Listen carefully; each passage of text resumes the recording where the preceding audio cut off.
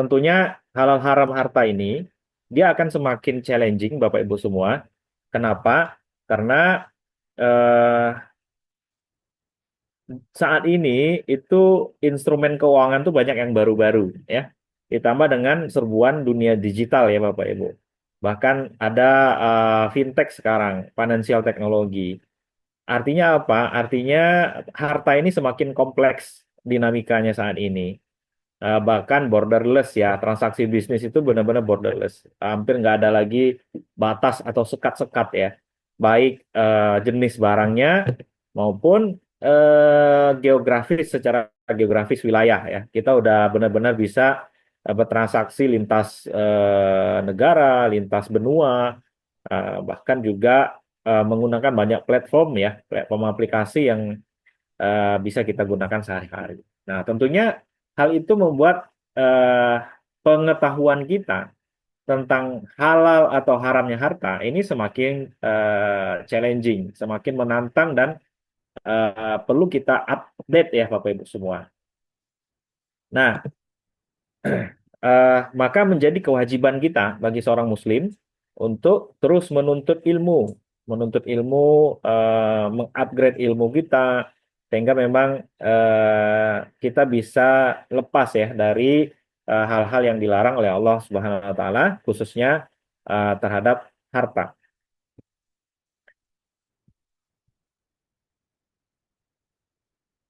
Selanjutnya adalah kita coba mendefinisikan harta ya Bapak Ibu. Definisi harta dalam agama kita. Harta itu didefinisikan secara sederhana. Sebenarnya definisi harta menurut ulama itu beragam-ragam dan berjenis-jenis, Bapak Ibu ya. Artinya eh, ulama itu memiliki definisi tentang harta itu beda-beda. Namun substansinya sama. Nah, substansi inilah yang kita artikan sebagai segala sesuatu yang memiliki nilai ekonomi, ya, eh, dapat dimiliki dan bisa dimanfaatkan. Nah, ini kata kunci sebenarnya dari harta. Jadi sesuatu yang punya nilai Bapak Ibu ya. Kalau dalam ekonomi kita sebut nilai ekonomis atau nilai ekonomi. Kemudian kata kunci yang kedua tuh adalah dimanfaatkan. Jadi harta itu sesuatu yang bermanfaat sebenarnya dan dia punya nih nilai. Ya, itu definisi harta secara substansi jika kita kumpulkan berbagai definisi tentang harta menurut para ulama, karena definisinya beda-beda setiap ulama. Namun kata kuncinya dua tadi itu. Nah, konsepnya itu bisa berupa aset berwujud, ya. Jadi harta itu ada yang berwujud, Bapak Ibu semua. Apa wujudnya? Itu ada tanah, ada rumah, maupun aset tidak berwujud. Nah, aset tidak berwujud ini contohnya adalah hak cipta, ya. Kemudian ada paten dan lain-lain. Allah Subhanahu wa taala berfirman dalam Al-Qur'an surat 188, surat Al-Baqarah ayat 188 yang menekankan pentingnya cara memperoleh harta dengan jalan yang benar. Rasulullah juga menegaskan dalam berbagai hadisnya, banyak sekali hadis dari Rasul ini Bapak Ibu semua, bahwa harta adalah amanah yang harus dipertanggungjawabkan penggunaannya nanti di akhirat. Jadi Bapak Ibu, dalam salah satu hadis itu kita nanti di akhirat akan ditanyain banyak hal. Salah satunya umur ya. Eh, kemudian yang paling banyak nanti pertanyaannya itu adalah tentang harta.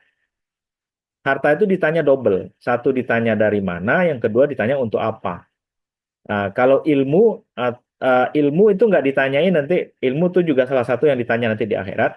Tapi ilmu itu nggak ditanya eh, dari mana kamu dapat. Hanya ditanya nanti untuk apa ilmu itu digunakan. Jadi dari mananya nggak ditanya. Beda sama harta. Kalau harta itu ditanyain dari mana kamu dapat harta atau bagaimana cara mendapatkannya. Dan yang kedua, untuk apa digunakan atau bagaimana cara menggunakan harta itu. Jadi khusus harta ini punya pertanyaan yang lebih kompleks, bukan lebih kompleks, yang lebih banyak dibanding yang lain ya. Itu di hadis Rasulullah sampaikan seperti itu.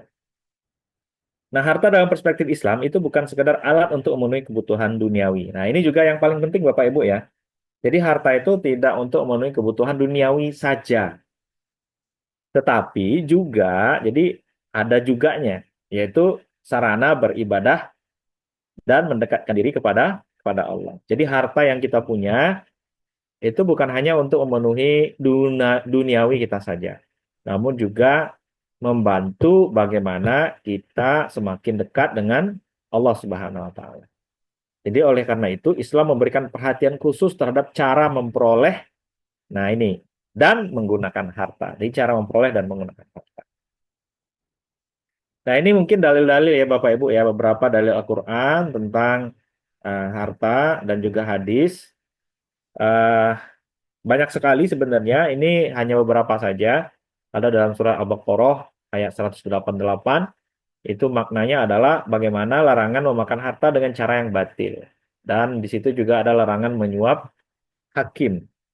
Kemudian Al-Qur'an juga ada dalil surat An-Nisa ayat 29 yang itu maknanya adalah perintah mencari harta dengan jalan perniagaan yang didasari kerelaan antara di minkum ya, saling rela di antara kamu. Juga ada hadis riwayat Muslim, ada hadis riwayat Tirmizi. Jadi hadis riwayat Muslim ini terkenal, ini hadisnya Bapak Ibu. Yang memiliki makna di antaranya adalah setiap daging yang tumbuh dari sumber yang haram, maka neraka lebih pantas baginya. Ada juga yang riwayat lain menyatakan doanya nggak akan dikabulkan ya. Orang berdoa sedangkan dia dagingnya ada yang tumbuh dari yang haram, maka doanya nggak pernah dikabulkan oleh Allah Subhanahu Wa Taala. Nah ini tentang harta haram. Kemudian juga ada hadis riwayat Tirmizi, itu tidak akan bergerak kaki seorang hamba. Nah ini yang tadi eh, kita sampaikan Bapak Ibu ya, hadis riwayat Tirmizi ini yang kita highlight tadi di awal. Jadi untuk harta itu ada dua nanti pertanyaannya. Dari mana diperoleh, kemudian kemana dibelanjakan. Jadi ada dua pertanyaan itu. Makanya Bapak Ibu semua, harta ini menjadi hal yang sangat penting ya untuk kita pahami dengan baik dan kita sikapi tentunya dengan baik. Karena kalau tidak, kita bisa terjebak ya dengan fitnah harta, dengan ujian harta. Selanjutnya, nah selanjutnya kita pindah ke itu pengantar tentang apa itu harta ya Bapak Ibu ya. Kita cukupkan bahasnya sampai di situ apa itu harta. Sekarang kita mencoba membahas tentang bagaimana harta halal dan haram itu dalam Islam. Oke, tentunya kita coba melihat apa ya, memaknai dulu apa itu halal dan apa itu haram ya, atau prinsip dasar halal dan haram. Ya, halal itu adalah segala sesuatu yang diperbolehkan oleh syariat Islam. Ya, harta halal membawa keberkahan. Ini yang pertama, Pak Ibu ya. Jadi kalau harta kita halal membawa keberkahan, memberikan manfaat dan kemaslahatan bagi pemiliknya, serta juga masyarakat yang ada di sekitarnya atau yang memanfaatkan harta tersebut. Sebaliknya, kontras dengan halal adalah harta haram atau haram. Haram adalah segala yang ini makna sederhana Bapak Ibu ya. Kalau definisi ulama tuh uh, banyak dan rigid ya. Tapi maknanya seperti ini kurang lebih. Segala yang dilarang dalam syariat Islam. Jadi haram, saya yakin semua kita sudah tahu apa itu halal, apa itu haram. Sederhananya, halal adalah segala yang diperbolehkan oleh aturan agama kita, sedangkan haram adalah segala yang dilarang oleh aturan agama kita, yaitu aturan agama Islam. Nah, apa akibat dari harta haram? Itu kalau halal tadi membawa berkah, membawa manfaat, sedangkan haram itu akan menimbulkan dosa, ya, serta merusak keberkahan hidupnya. Nah, jadi dosa udah jelas, kemudian yang kedua, hidupnya akan tidak berkah. Nah, berkah itu apa artinya Bapak Ibu? Ini tadi kita sudah sering mengutip istilah berkah ya Bapak Ibu ya. Nah, berkah itu artinya bertambah, apapun itu kalau dia berkah maka akan bertambah. Apa yang bertambah? Kebaikan, Pak. Jadi sederhananya berkah itu adalah bertambahnya kebaikan. Jadi kalau kita punya harta, contohnya kita punya mobil, mobil itu dengan menggunakan mobil itu, akibatnya kebaikan kita semakin banyak gara-gara kita punya mobil itu. Berarti harta yang berbentuk mobil itu sifatnya berkah. Nah, kalau dia tidak berkah, kita pakai mobil itu, justru dengan mobil itu membuat kita semakin banyak melakukan dosa. Bukan justru semakin membuat kita lebih baik. Nah, berarti harta mobil itu tidak berkah. Jadi berkah itu tidak hanya dimaknai bertambah banyak rezeki gitu Pak ya. Ada rezeki dalam bentuk harta juga enggak. Tidak hanya itu maksudnya. Tetapi makna daripada berkah itu adalah bertambahnya kebaikan akibat kita memiliki harta tersebut. Nah, itu namanya berkah. Selanjutnya, dalam hadis riwayat Muslim, Rasulullah bersabda, Allah itu baik dan hanya menerima yang baik. Jadi hadis ini menegaskan bahwa Allah Subhanahu wa taala itu hanya menerima harta yang baik atau yang halal dan diperoleh dengan cara yang baik pula sebagai landasan dalam bermuamalah. Maka dalam konteks hadis ini, seseorang yang bersedekah dengan harta hasil korupsi itu udah dipastikan nggak diterima oleh Allah. Karena Allah hanya menerima yang baik dari sumber yang baik dengan cara yang baik. Jadi eh, koruptor membangun masjid, maka itu tidak bisa diterima sebagai amal soleh oleh Allah Subhanahu wa taala. Karena sumbernya adalah hasil korupsi, walaupun yang dibangun adalah masjid ya. Jadi itu implikasi daripada hadis riwayat Muslim ini Bapak Ibu semua. Jadi yang baik-baik itu harta-harta yang baik itu pada akhirnya akan menghantarkan kita kepada keberkahan. Apa itu keberkahan? Bertambah banyaknya kebaikan yang akan kita lakukan atau yang dilakukan akibat dari harta yang kita miliki. Ya, itu namanya berkah Bapak Ibu. Nah, sekarang kita bahas apa itu harta halal Bapak Ibu ya. Jadi secara sederhana kriteria harta halal itu setidaknya ada 3 ini. Sumber yang diperbolehkan atau dalam hal ini adalah halal zatnya, Bapak Ibu ya. Apa itu halal zatnya? Halal zatnya adalah harta yang berasal dari sumber atau zat yang diperbolehkan oleh syariat Islam. Nah, zat ini nanti akan kita coba jelaskan Bapak Ibu ya. Ini contohnya sederhana, apa yang dilarang oleh Al-Quran. Dan jumlahnya sangat terbatas. Contohnya apa? Memakan darah, bangkai, babi, kemudian menyembelih bukan atas nama Allah. Nah, itu berarti zat-zatnya itu haram Bapak Ibu. Jadi babi itu memiliki eh, apa ya? Memiliki zat yang memang secara hukum sudah Allah haramkan. Zatnya babi itu. Nah, jadi mau kita rasionalisasikan juga ya silahkan, tapi rasionalisasi itu tidak memastikan kalau itu haram gitu ya. Di atas itu semua sebenarnya keharaman babi itu memang sudah secara zat diharamkan oleh Allah Subhanahu wa taala. Nah, berarti selain yang tidak diharamkan oleh Allah di dalam Al-Qur'an, maka zatnya adalah halal ya. Contohnya apa? Contohnya daging ayam. Berarti dia halal ya, secara zat. Atau ikan, maka dia halal zatnya. Nah, itu kriteria yang pertama Pak itu. Selama tidak diharamkan zat itu di dalam Al-Qur'an, berarti zatnya halal. Bapak Ibu ya.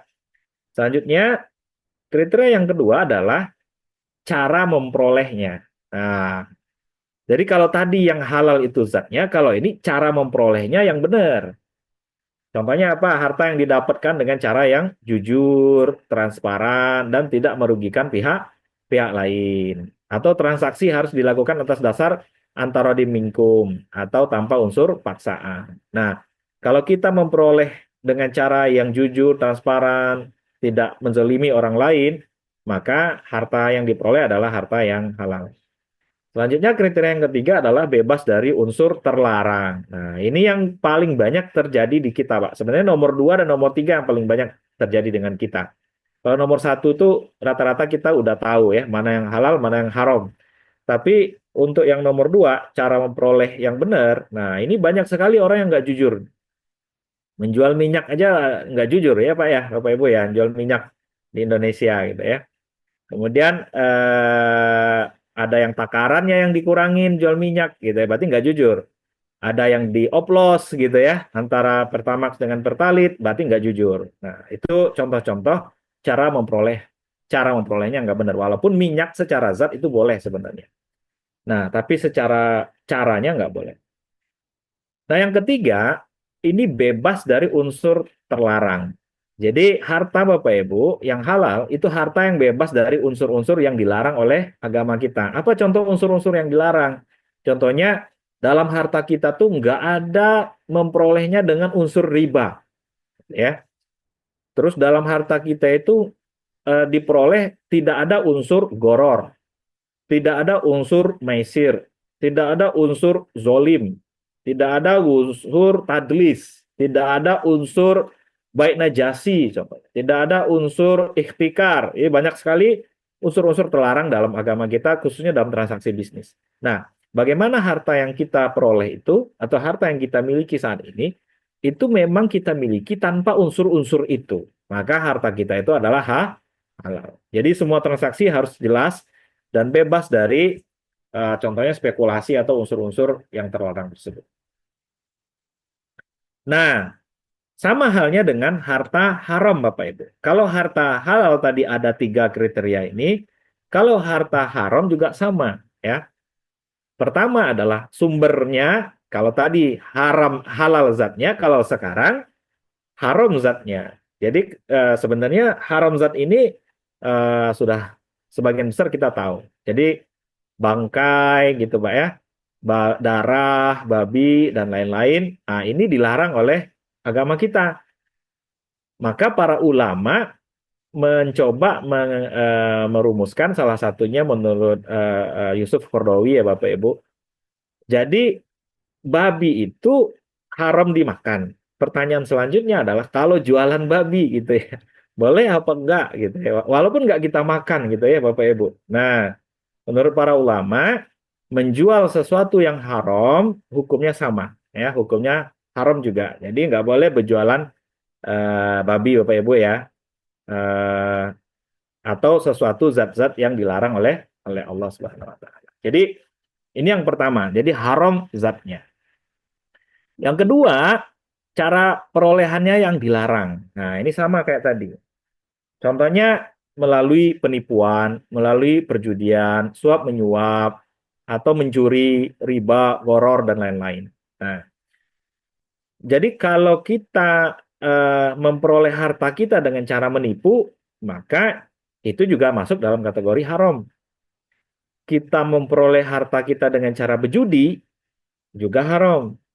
Suap menyuap, nyogok, juga haram. Melakukan pencurian, itu juga haram. Riba, goror, dan lain-lain. Oke. Yang ketiga, kriterianya adalah batil. Nah, batil ini apa artinya, Pak Ibu? Batil ini tuh rusak, ya, atau zolim. Zolim contohnya apa? Zolim contohnya adalah memaksa orang untuk membeli produk kita. Atau dia nggak rela sebenarnya, tapi dia kena terpaksa gitu ya. Kenapa dia terpaksa? Karena kita ancam lah gitu ya, Ra.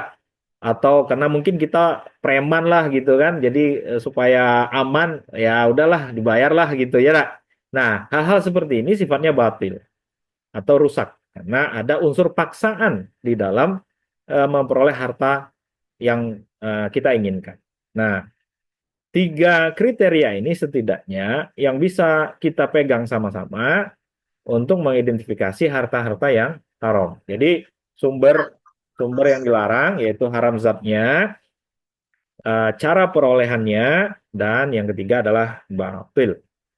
Jadi transaksi yang mengandung unsur-unsur haram ini akan membawa kerugian Bapak Ibu, baik kerugian secara spiritual maupun secara sosial. Jadi Islam melarang dengan tegas segala bentuk harta yang diperoleh melalui cara-cara yang merugikan individu maupun masyarakat luas.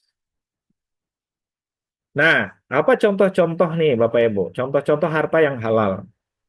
Itu kita peroleh dari gaji ya, gaji profesional, kita sebagai guru, kita sebagai apa ya, sebagai pengajar, sebagai dokter, sebagai insinyur, sebagai pengacara, ini kita peroleh karena atau akibat dari profesi kita. Maka hartanya atau gajinya bersifat halal. Contoh yang selanjutnya bisnis ya, bisnis produk atau proses dari sesuatu yang halal. Nah, keuntungan dari menjual produk halal dan berkualitas dengan harga yang wajar. Jadi transparansi dalam berbisnis dan kejujuran dalam menjelaskan kualitas produk itu merupakan kunci kunci utama. Jadi Bapak Ibu kalau berbisnis dan produk serta prosesnya halal, maka otomatis harta yang Bapak Ibu peroleh dari bisnis itu juga halal. Selanjutnya adalah warisan syar'i. Nah, ini juga Bapak Ibu. Jadi kita juga bisa memperoleh harta itu dari warisan, ya. Warisan syar'i. Kenapa disebut warisan syar'i, Bapak Ibu? Karena ada juga sih warisan yang tidak mengikuti ketentuan hukum waris dalam Islam. Karena waris itu sendiri punya ketentuan dalam agama kita. Ada juga sih orang berpikir ya kayaknya nggak adil gitu ya. Jadi dia bagi sendiri harta warisannya dengan logika dia gitu ya. Maka kita tidak bisa bilang itu sebagai warisan yang syar'i. Ya, warisan syar'i itu warisan yang memang mengikuti hukum waris dalam agama kita. Nah, harta-harta yang kita peroleh dengan sebagai profesional, berbisnis, kemudian yang kita dapat dari warisan gitu ya, maka Bapak Ibu harta itu adalah harta yang halal ya, harta yang memang diridhoi oleh Allah Subhanahu wa taala. Apa contoh harta haram? Nah, contoh harta haram nih hasil korupsi. Ya, itu udah pasti ya Bapak Ibu ya, hasil korupsi. Ada kasus EKTP dulu ya, yang bisa merugikan negara 2,3 triliun. Kemudian juga hasil riba atau bunga, ya, keuntungan yang didapat dari pinjaman berbasis bunga. Ini jelas haram Bapak Ibu. Jadi korupsi, riba atau bunga. Selanjutnya adalah judi, judi online. Nah, ini lagi marak sekarang, ya, lagi marak sekarang judi online. Transaksi judi online mencapai 200 triliun di 2023. Banyak sekali bentuk-bentuk judi sekarang ini Bapak Ibu. Ini harus hati-hati, khususnya anak-anak muda kita. Ya, pengen kaya instan, pengen dapat banyak duit secara instan. Itu terkadang kalau kita tidak paham, kita bisa terjebak dengan perjudian. Ya, ada yang juga money game Bapak Ibu ya, money game dalam skema Ponzi, skema MLM. Ini juga harus hati-hati. Ada yang memang judi betulan gitu ya, cuman sifatnya online. Nah, ini harus hati-hati. Karena memang harta yang diperoleh dari judi itu adalah harta yang tidak dibenarkan oleh agama kita atau harta haram. Selanjutnya adalah contohnya adalah penipuan. Nah, ini investasi bodong atau skema Ponzi ya. Skema Ponzi juga bisa terkategori penipuan, bisa juga terkategori judi. Jadi penipuan ini juga banyak sekali. Bapak, Ibu harus hati-hati nih supaya kita berbisnis tidak menipu orang lain, gitu ya. Sehingga memang harta yang kita dapat adalah harta yang halal, bukan harta yang haram. Nah, kasus-kasus di atas itu menunjukkan betapa besarnya nilai harta haram yang beredar di masyarakat saat ini, Bapak Ibu. Jadi judi online tuh 200-an triliun gitu ya, Bapak Ibu ya. Kemudian juga ada korupsi, dana-dana korupsi dan lain-lain dan lain-lain. Nah, jadi jumlahnya sangat banyak sekarang beredar di masyarakat. Nah, hal ini tidak hanya merugikan secara ekonomi, tapi juga merusak tatanan sosial dan spiritual masyarakat. Jadi Islam dengan tegas melarang perolehan harta melalui cara-cara tersebut. Nah, sehingga saking banyaknya persoalan harta-harta ini di dunia yang kita temui saat ini, Bapak Ibu ya, maka kita harus hati-hati, harus tahu kaidah dalam agama kita. Jadi untuk urusan muamalah, untuk urusan harta, ada satu kaidah yang sangat terkenal Bapak Ibu ya. Al-aslu fil muamalah al-ibahah. Jadi pada dasarnya semua aktivitas muamalah itu adalah boleh. Ya, ini kaidah Bapak Ibu ya, bukan Quran ataupun bukan hadis, tapi ini kaidah usul fiqh namanya. Kaidah usul fiqh. Nah, kecuali ada dalil yang melarangnya. Jadi Bapak Ibu, di dalam bisnis, dalam ekonomi, itu para ulama sepakat atau membuat kaidah ini semuanya boleh. Nah, semuanya boleh, Pak. Jadi kalau Bapak Ibu melihat ada bisnis baru nih, bisnis model baru gitu ya, maka prinsip dasarnya adalah itu boleh ya. Sampai nanti kita ketemu ada dalil yang mengatakan itu dilarang gitu ya Pak Ibu ya. Jadi untuk berbisnis itu nggak butuh perintah ya, nggak butuh perintah harus dilakukan gitu ya.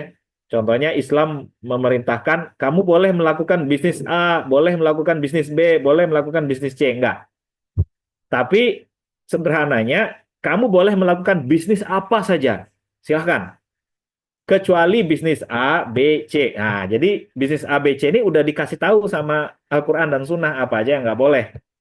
Selainnya berarti boleh. Jadi ruang untuk berbisnis dalam agama kita, Bapak Ibu, atau memiliki harta atau cara memperoleh harta itu sangat sangat sangat besar, ya.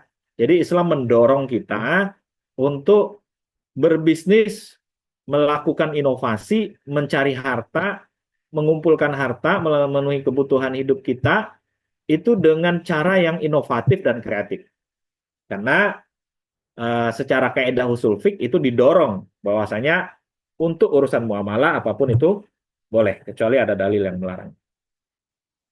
Nah, ini nanti berbeda dengan ibadah Bapak Ibu. Kalau ibadah terbalik nih hadisnya, kaidah fikihnya. Saya tidak sampaikan kaidahnya di sini. Kalau dalam ibadah itu semuanya nggak boleh kecuali ada dalil yang memerintahkan. Jadi terbalik dia, terbalik. Jadi sholat subuh, boleh nggak sholat subuh 4 rakaat? Nggak boleh. Kenapa? Karena nggak ada dalil yang memerintahkannya. Nah, gitu Pak. Jadi peluang inovasi atau peluang kreativitas dalam muamal, dalam ibadah itu hampir dibilang sangat sangat sangat sangat sedikit peluangnya. Bahkan tidak ada ya untuk inovasi dalam hal sholat mungkin ya. Nah, atau dalam hal ibadah-ibadah mahdoh yang lain itu ketentuannya udah pasti. Nah, berbeda dengan muamalah, semuanya boleh.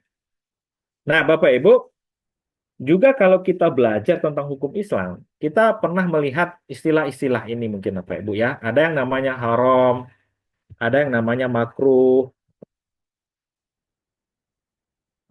Nah, ada yang haram, ada makruh, ada mubah atau halal, ada sunnah, ada wajib. Nah, ini kita belajar dari kecil, saya rasa ya, dari SD kita udah belajar ini. Nah, kalau Bapak Ibu perhatikan, ternyata yang dilarang itu cuma satu. Yang dilarang itu adalah hanya yang haram.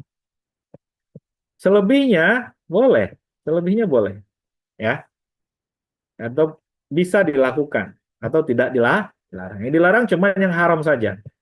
Apa maknanya ini Bapak Ibu? Maknanya adalah dalam hukum Islam ternyata banyak yang boleh dibanding yang dilarang, gitu ya.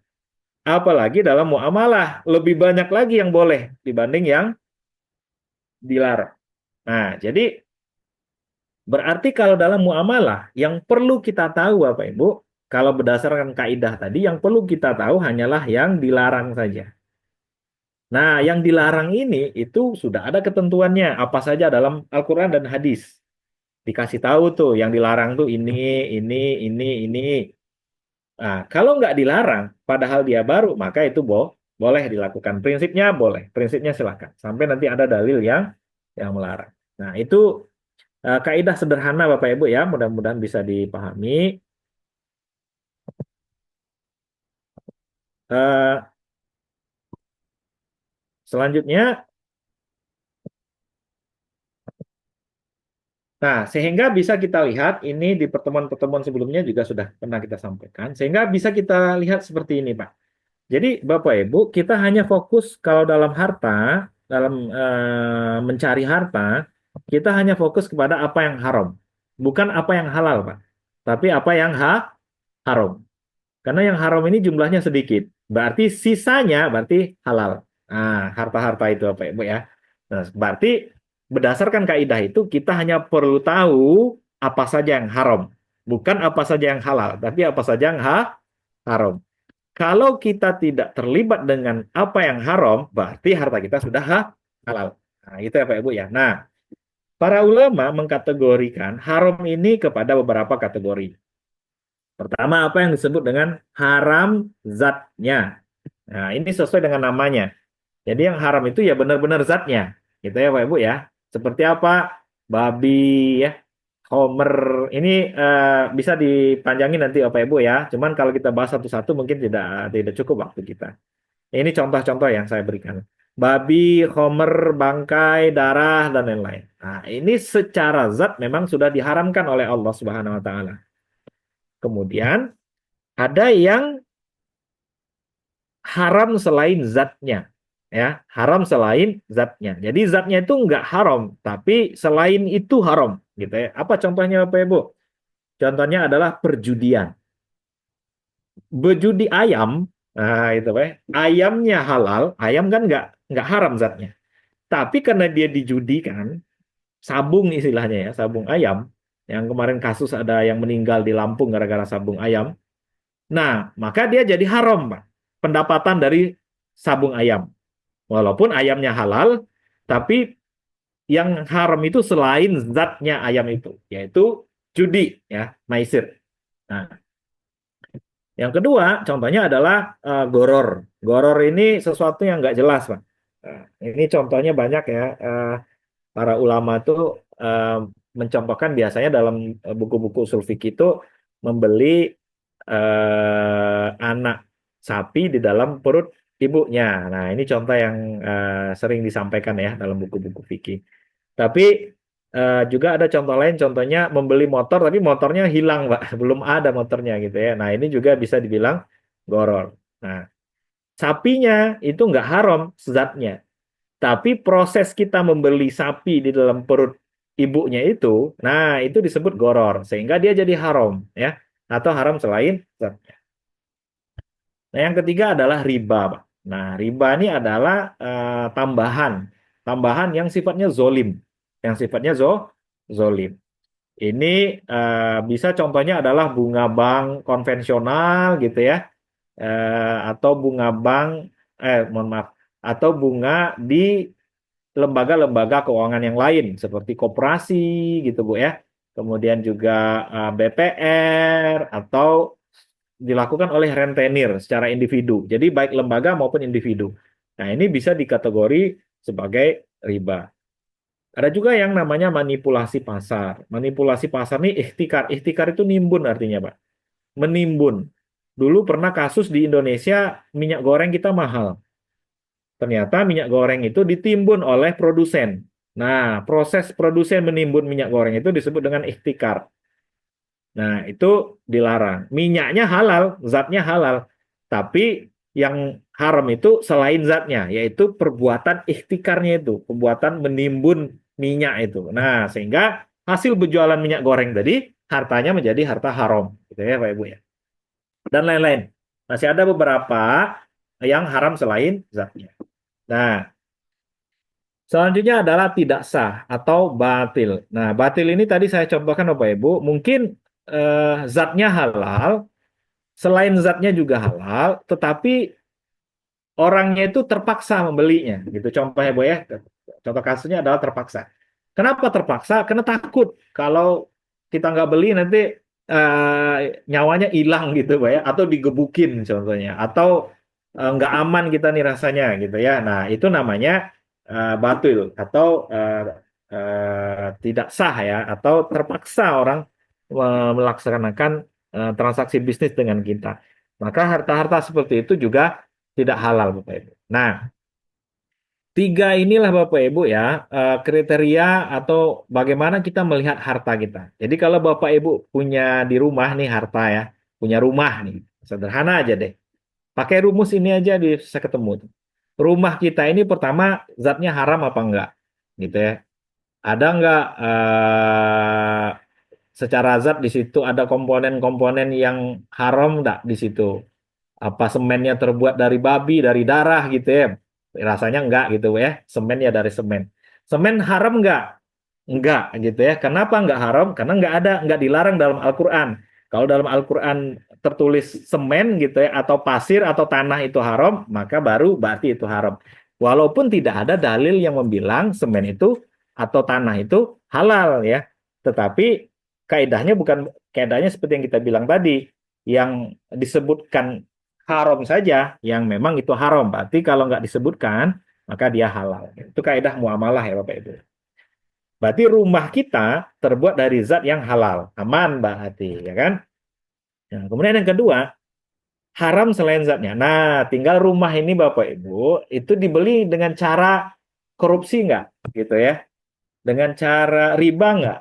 Dengan cara nipu nggak? Nah, ini jadi persoalan. Berarti harta kita kalau dibeli dengan cara begitu, maka harta kita itu bernilai haram. Gitu, Bapak Ibu ya, bernilai haram.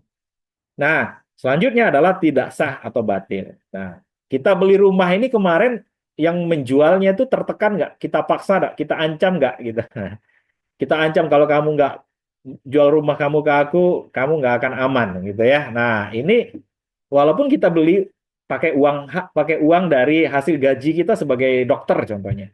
Cuman kita ngancam yang punya rumah supaya dijual ke kita, kalau nggak kamu bisa susah hidupnya atau kamu bisa nggak aman gitu ya. Berarti ada proses yang batil di situ, ada kezoliman di situ, ada yang tidak sah di situ yaitu melanggar prinsip antara dimingkung suka rela saling rela gitu.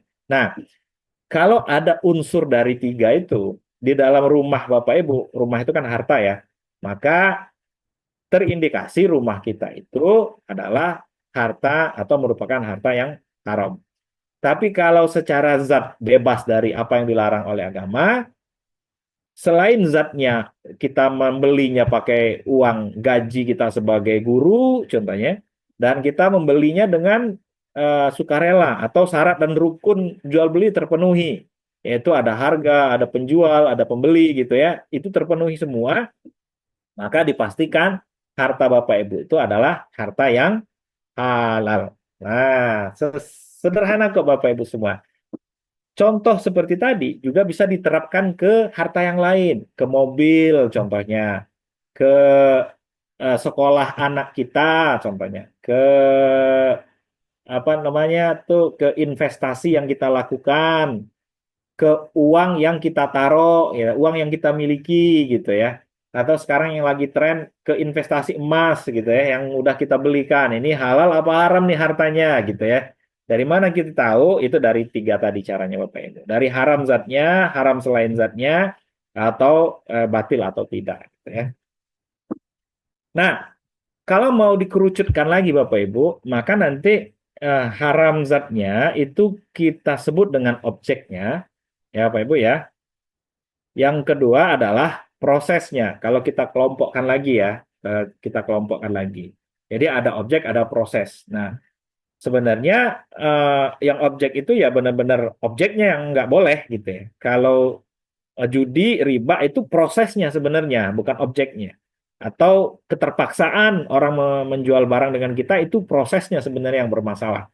Jadi kalau kita kelompokkan, maka nanti ada objek, ada proses. Jadi dua ini menjadi alat ukur kita, Pak, untuk melihat harta kita ini halal apa haram, gitu ya, Bapak Ibu ya, halal apa haram. Nah, sehingga kita bisa buat matrik, ya, matrik identifikasi harta haram, ya, Bapak Ibu ya. Nah, ini saya contohkan nih. Kalau hartanya, objeknya ada yang haram, Pak, gitu ya. Kemudian prosesnya juga ada yang haram, ya, maka dia haram, Pak. Kalau harta kita nih objeknya ada tidak haram, tapi prosesnya haram, maka dia juga haram. Ya. Kalau objek dari harta kita ini ada yang haram, tapi prosesnya halal, maka dia juga haram. Nah, yang bagus itu yang mana? Di mana harta kita tuh objeknya tidak ada yang haram, prosesnya tidak ada yang haram. Berarti di sini dia sama dengan halal. Nah, kita coba kasih contoh satu-satu, Pak, kotak ini. Kotak yang ini dulu mungkin, yang pertama yang di atas. Apa contoh objek dan proses yang dua-duanya haram? Gitu ya, Pak ya. Contoh harta yang objeknya haram adalah babi, ya. Kita punya harta ya, yang itu merupakan hasil dari berjualan babi. Nah, berarti objeknya ada yang haram. Prosesnya, Bapak Ibu, kita nggak punya modal untuk berjualan babi. Tapi kita minjem secara riba. Ya, kita meminjam modal untuk usaha babi secara riba. Maka bisa dipastikan prosesnya adalah ada yang haram. Berarti objeknya haram, prosesnya haram. Berjualan babi dengan modal pakai riba. Jadi dua-duanya haram Bapak Ibu. Nah, ini contoh yang satu ini. Kalau ini gimana contohnya? Harta kita ini objeknya nggak ada yang haram, Pak. Contohnya apa? Kita berjualan ayam, ya, berjualan ayam kampung. Nah, ayam halal nggak? Halal, Pak. Ya. Namun kita sama, kita nggak punya modal untuk berjualan ayam, gitu ya. Maka kita pakai semua modal berjualan ayam dengan cara riba tadi, ya, dengan cara riba, minjem modal tapi pakai cara riba, maka dia juga haram. Jadi bisnisnya juga bisnis yang diharamkan.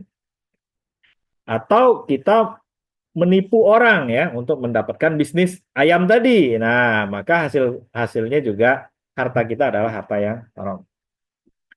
Selanjutnya Bapak Ibu, yang satu ini nih yang ketiga, kalau objeknya ada yang haram serta prosesnya tidak. Nah, ini contohnya babi tadi, Pak. Bapak Ibu berjualan babi ya dengan akad jual beli pakai modal sendiri gitu ya, nggak pakai pinjaman riba contohnya. Duit duit pribadi kita ya. Ya, pakai duit pribadi dengan cara jual beli, maka itu halal prosesnya. Cuman objeknya haram, yaitu ada babinya. Maka dia menjadi haram juga. Nah, yang bagus adalah apa, Bapak Ibu? Yang bagus adalah berjualan ayam. Kita berjualan ayam dengan modal dari pinjaman yang tidak ada riba atau pakai modal sendiri gitu ya, atau pakai modal dari bank syariah contohnya, sehingga apa, sehingga dia halal. Jadi eh, menjual ayam dengan akad jual beli dengan modal dari sumber yang halal, yaitu modal sendiri atau menggunakan lembaga keuangan syariah.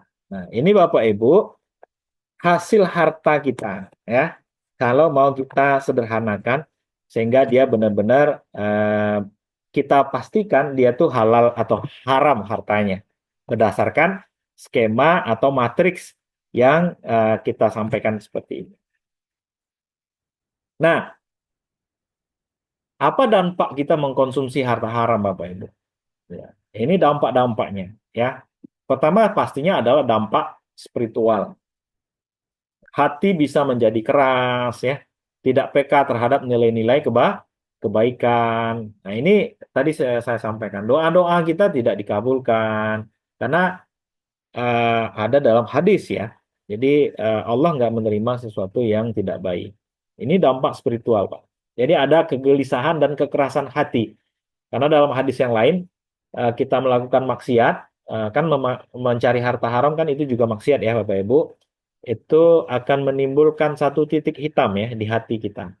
Kalau titiknya tambah banyak ya otomatis nanti hati kita akan menjadi keras, susah menerima. Kalau udah sangat keras hati kita Bapak Ibu, itu susah menerima kebaikan. Ya, susah menerima kebaikan. Jadi orang ngomong baik pun masih salah bagi kita gitu ya. Orang ngajak kepada kebaikan tuh masih salah juga orang itu sama kita. Jadi serba salah semuanya. Nah, selanjutnya dampak ekonomi nih Bapak Ibu, dampak ekonomi. Jadi ekonomi masyarakat itu menjadi tidak stabil. Tingkat kemiskinan meningkat, kesejahteraan masyarakat menurun akibat praktik-praktik ekonomi yang tidak sesuai dengan syariat Islam. Kenapa kemiskinan ini meningkat Bapak Ibu? Karena atau kesejahteraan masyarakat. Karena di dalam bisnis itu banyak unsur-unsur kezaliman. Orang kaya akan semakin kaya, orang miskin akan tetap semakin miskin. Makanya definisinya di sini kemiskinan meningkat. Karena eksploitatif, Pak. Jadi kalau nggak dipakai prinsip-prinsip Islam dalam bisnis, akan ada unsur-unsur eksploitatif.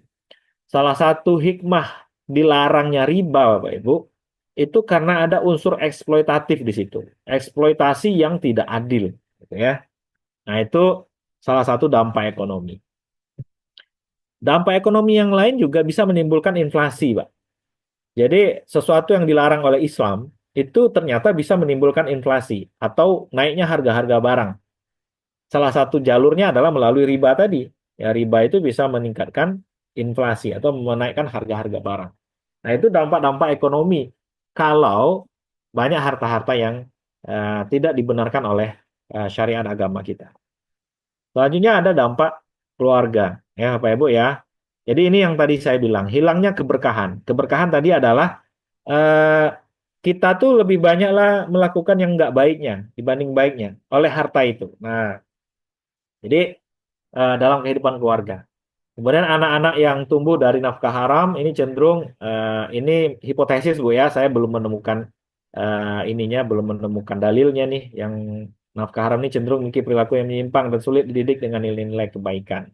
Jadi tapi sebenarnya ada hadis yang bilang tadi kalau ada daging yang tumbuh dari yang haram, maka doanya nggak terkabul ya otomatis eh, kita sulit untuk berbuat baik karena berdoa saja nggak dikabulkan oleh Allah atau nggak diterima ya oleh Allah Subhanahu Wa Taala.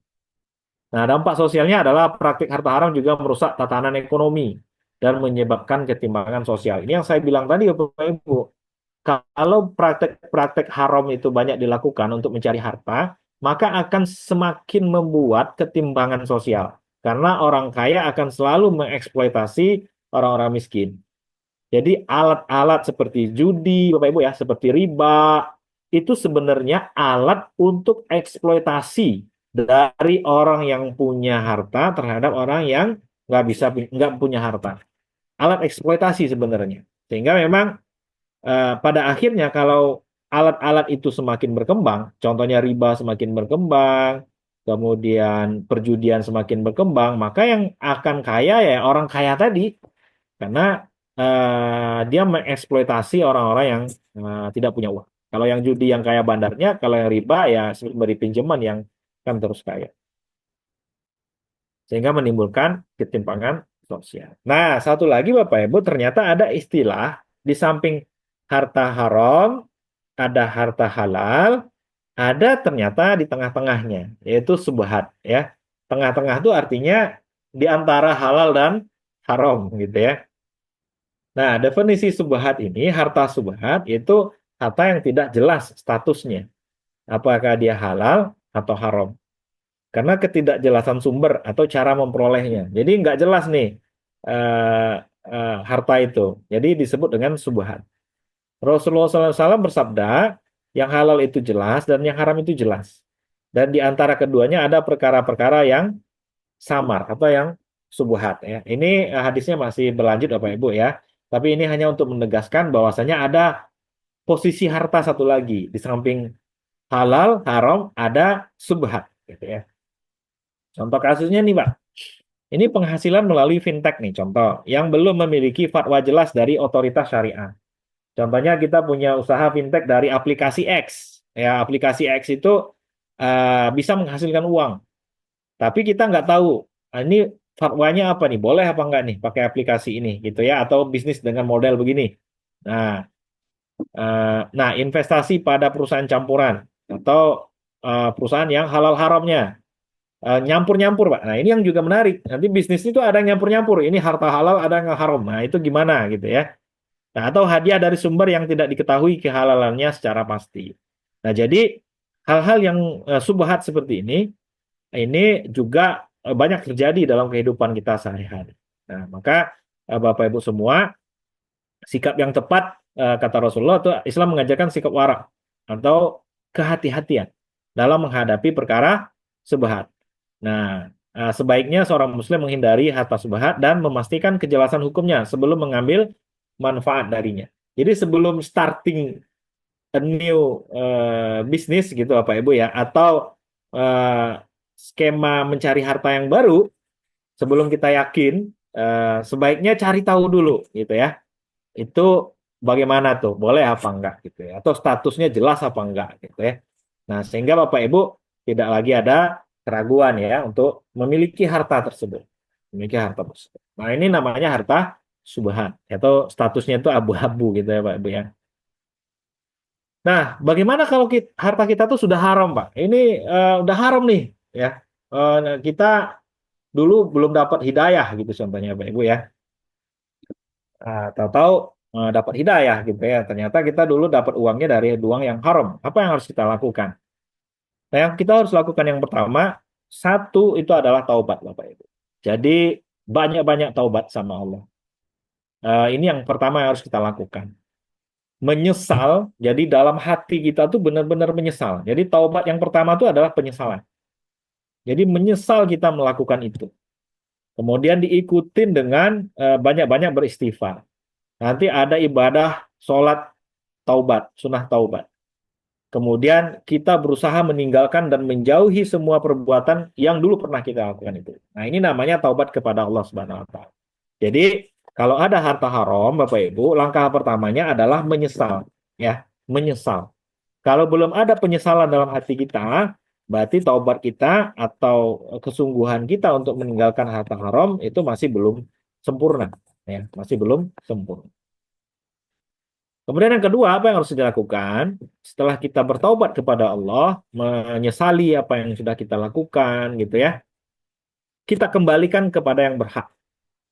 Nah, kalau kita dulu mencuri contohnya, dan kita tahu siapa yang kita curi dan berapa jumlah yang kita curi, maka ini harus dikembalikan ke yang bersangkutan. Jadi jika harta haram itu berasal dari hasil mengambil hak orang lain, maka dikembalikan pada pemiliknya. Jika pemilik sudah meninggal, nah maka dikembalikan kepada ahli warisnya. Jadi eh, uang haram itu kan pada dasarnya bukan hak kita. Nah, kalau kita masih tahu siapa yang punya, maka harus dikembalikan. Ya, Bapak Ibu ya. Nah, sebaliknya, ini yang ketiga. Kalau jika pemiliknya tidak dapat ditemukan atau tidak tahu kita nih Pak, maka harta tersebut harus disedekahkan. Nah, ini yang ketiga, sedekah untuk kemaslahatan. Disedekahkan, Bu. Sebenarnya bukan sedekah bahasanya, Bu ya. Di apa ya? Diberikan ya, diberikan kepada kepentingan umum atau dialokasikan. Karena sedekah itu punya makna ibadah sebenarnya. Nah, sedangkan harta haram kalau kita kasih ke sosial itu sebenarnya nggak punya nilai ibadah. Jadi sebenarnya kita hanya mengembalikan hak orang, haknya yang punya harta saja gitu ya, bukan niat kita ingin berkorban dengan harta gitu. Nah, untuk kepentingan umum seperti apa? Membangun fasilitas publik. Jadi kalau bapak-bapak nih punya harta hasil yang haram, itu kalau kita nggak tahu mau mengembalikannya kepada siapa, karena ini duit pungli-pungli gitu ya, udah banyak banget orang yang sehingga kita nggak tahu, maka itu dikembalikan ke sosial dalam bentuk pembangunan fasilitas publik. Jadi uangnya bisa untuk membangun menutupin lubang-lubang yang ada di jalan gitu. Jadi dibeliin semen, dibeliin kerikil, dibeliin pasir, terus ditutup tuh jalan-jalan lubang, jalan-jalan yang banyak dilewatin orang gitu. Atau ada jembatan yang sudah mau rusak, dibenerin. Nah, itu boleh pakai uang itu, Bapak Ibu. Pakai uang haram. Atau juga ada untuk bantuan pendidikan. Contohnya bangunan sekolah gitu ya. Atau bangunan tempat kesehatan, rumah sakit ya. Atau pos ronda gitu ya. Di lingkungan RT kita tuh belum ada poskonya, pos rondanya. Bisa dialokasikan ke situ. Uang-uang yang atau harta-harta yang gak jelas tadi ya, Pak Ibu. Selanjutnya menjalani hidup baru. Jadi dimulai dengan semangat hidup baru. Ya. Jadi setelah proses dibersihkan tuh hartanya, jadi individu harus berkomitmen untuk hidup dengan harta yang halal dan menghindari semua bentuk penghasilan yang diragukan kehalalannya. Nah, ini sekedar pengetahuan saja Bapak Ibu ya. Jadi urgensi mencari harta halal dalam kehidupan modern. Jadi kehidupan kita saat ini tuh sudah jauh berbeda Bapak Ibu dengan kehidupan 20 tahun yang lalu. Ya, karena sekarang ditandai dengan serba mudah melalui digital.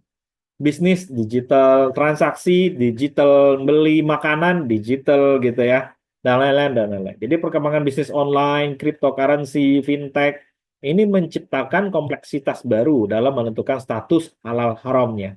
Jadi akan semakin banyak pengetahuan kita dituntut untuk memahami model-model bisnis yang zaman sekarang.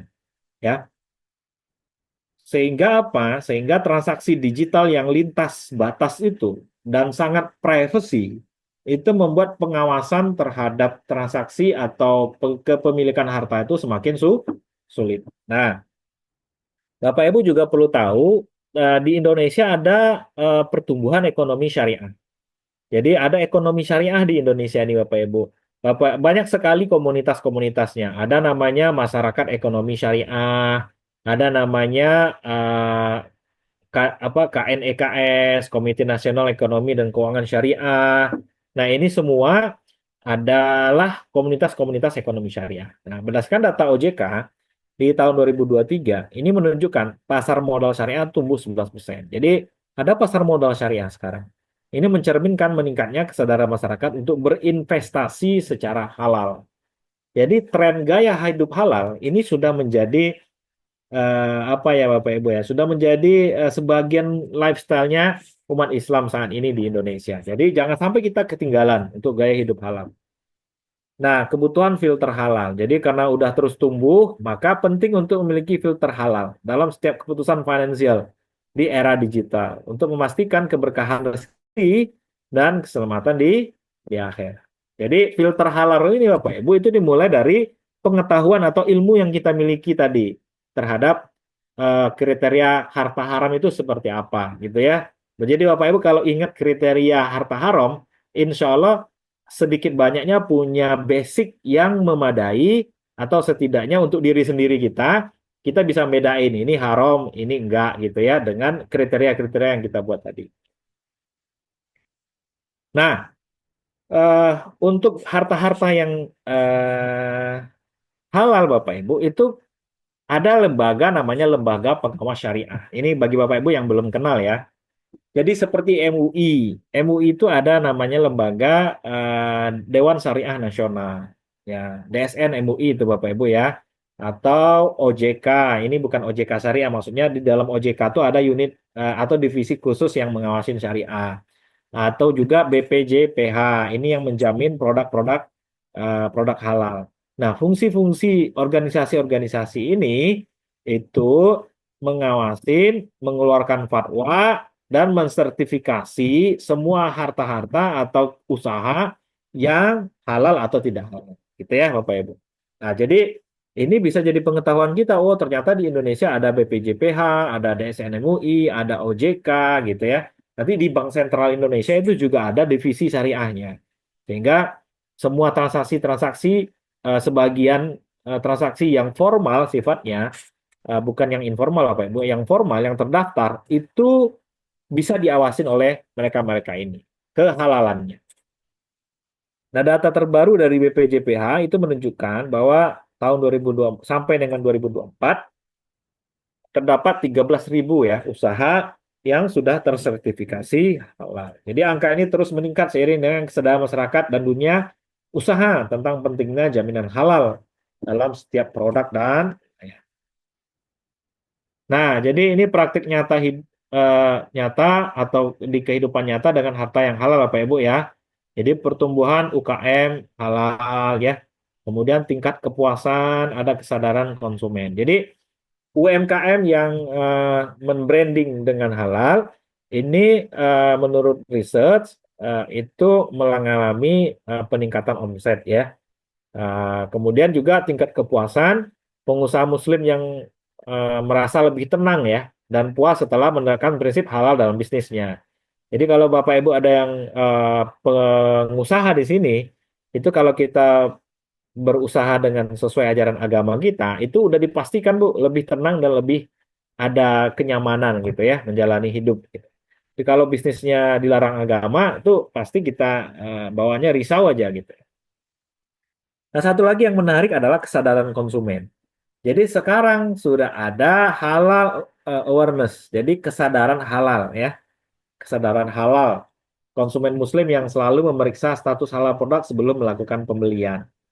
Jadi eh, kesadaran hidup halal ini juga sudah menjadi apa ya topik yang sudah banyak diikutin oleh Muslim-Muslim yang ada di Indonesia. Jadi Banyak pengusaha Muslim yang berhasil mengembangkan bisnis halal mereka dan merasakan keberkahan, ya. Mereka melaporkan rezeki yang lebih lancar, customer yang loyal, serta ketenangan batin, ya, Bapak Ibu, ya, yang tidak bisa dinilai dengan materi. Jadi, kesimpulan dan seruan kita untuk beramal, ya, harta yang halal. Pertama, Bapak Ibu, harta halal itu sebagai kunci hidup berkah. Jadi memilih harta yang halal adalah langkah yang paling mendasar untuk mendapatkan kehidupan yang berkah. Kehidupan yang berkah dan keselamatan di dunia dan akhirat. Keberkahan harta halal akan tercermin dalam ketenangan hidup, ya. Kemudian juga keharmonisan keluarga dan juga kemudahan dalam beribadah. Sehingga semakin banyak kebaikan-kebaikan yang bisa kita buat. Selanjutnya adalah prioritaskan nilai-nilai Islam. Jadi Bapak Ibu, mulai sekarang prioritaskan setiap keputusan yang kita ambil untuk memiliki harta, ya. Itu pertimbangan utama kita adalah nilai-nilai Islam. Jadi kalau mau beli mobil, pertimbangkan nilai-nilai Islam. Kalau mau beli rumah, pertimbangkan nilai-nilai Islam. Kalau mau berbisnis, membuka usaha, pertimbangkan nilai-nilai Islam. Itu harus prioritas pertama kita. Supaya dapat keberkahan tadi dalam setiap aktivitas ekonomi. Ya, prioritas. Selanjutnya adalah kita membangun ekosistem ekonomi yang halal. Jadi Bapak Ibu, sekarang lagi tren juga sebenarnya ekosistem ekonomi, gitu ya. Ekosistem ekonomi. Jadi dari hulu ke hilir itu kalau bisa kita hidup dengan harta-harta yang halal atau produk-produk yang halal. Dari bangun tidur, kita gosok gigi, terus pakai sabun, terus pakai harta-harta kita yang lain, itu kalau bisa semuanya merupakan ekosistem dari produk-produk atau harta-harta yang halal. Jadi jangan sampai yang halal hanya sajadah kita saja gitu, yang lainnya subhat contohnya kan. Yang halal hanya HP kita saja, tapi yang lainnya subhat. Jangan sampai. Karena kita dituntut untuk memiliki ekosistem ekonomi secara halal. Jadi kemanapun kita pergi, ketemunya yang halal-halal gitu ya. Ke kantor halal, ke masjid halal, rumah halal, ke tempat tongkrongan juga halal gitu ya. Makan ayam fried chicken juga halal gitu. Makan pizza juga yang halal. Nah, proses itulah yang kita inginkan sebenarnya tercipta dalam lifestyle hidup kita atau gaya hidup kita. Sehingga memang hari ke hari hidup kita itu ada dalam naungan kasih sayang serta keberkahan yang Allah berikan kepada kita. Sehingga kita menjadi hamba-hamba Allah yang bertakwa kepadanya. Itu saja mungkin Bapak Ibu ya, sebagai dasar bagi kita. Tadi saya sampaikan untuk membahas halal haram harta itu sangat luas sekali, tidak sih bisa sempat hanya dalam waktu singkat ini. Tapi setidaknya Bapak Ibu sudah mengetahui ya prinsip-prinsip yang bisa kita pakai untuk menilai harta ini halal atau haram, ya, atau subhat gitu ya Bapak Ibu ya. Nah itu saja. Eh, Demikian, terima kasih. Saya kembalikan ke moderator. Alhamdulillah. Terima kasih banyak kepada Pak Deki. Alhamdulillah lumayan itu ya apa namanya spesifik sekali harta halal dan haram. Terima kasih atas ilmunya. Nah, saat ini kita akan membuka sesi tanya jawab. Siapa dari teman-teman atau Bapak Ibu yang ingin bertanya lebih dulu? Silakan bisa menulis di kolom chat atau raise hand.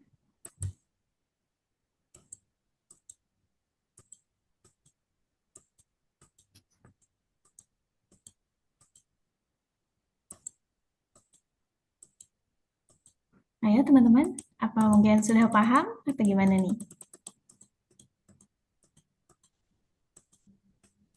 Oke, ada yang bertanya ya.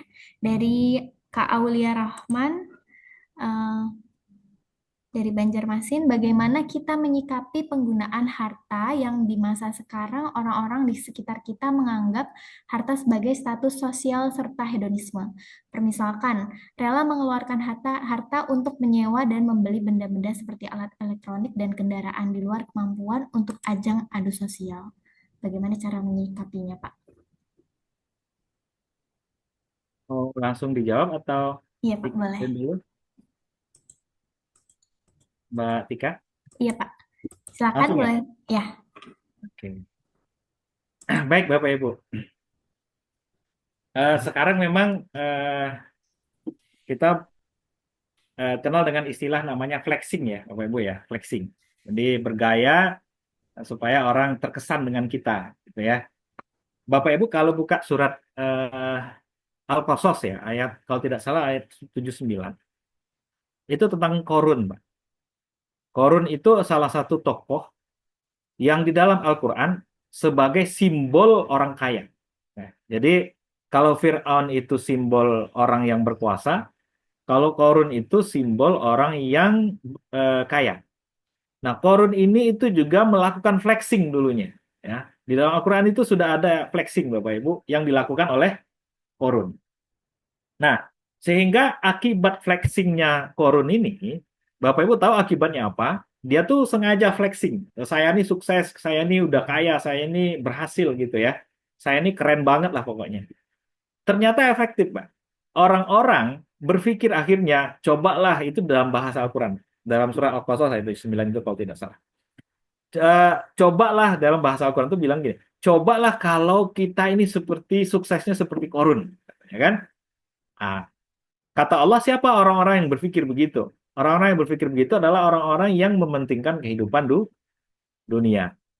Nah, tapi orang-orang yang mementingkan kehidupan akhirat, maka bagi dia yang penting adalah amal soleh atau beramal dan beriman kepada Allah. Nah, Bapak Ibu semua, saat ini kehidupan sosial kita, Pak, yang penting bagi orang itu memang sukses secara harta.